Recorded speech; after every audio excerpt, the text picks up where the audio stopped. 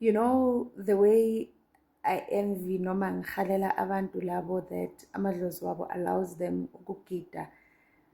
Oh Jesu.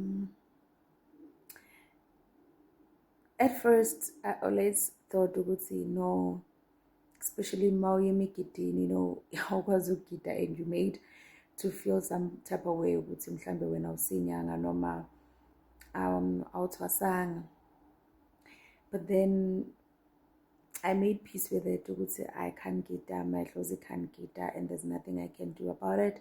And also ingoma, I can't sing ingoma. Ngithwasile kodwa I can't till today. But anyway, angithi ukunyanga noma ukuyelapha akukho ekugideni. Ngikhumbula ubaba uNgcobo, ubhuti wami mfowethu wasedlozini.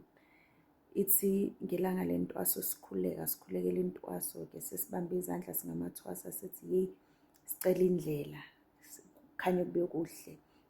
Yathi wonke umuntu sekathandaza sekathulile-ke wakuthandazela phezulu wathi Nkosi cela ungiphe amandla, angifuni ukuba isangoma esihamba amagidi sifaka amabhayi sihlale sibuza ukuthi umgido olandelayo ukuphi for utshwala nokudla bamahhala, kodwa ngicela ukuthi ngibe inyanga esisebenzayo.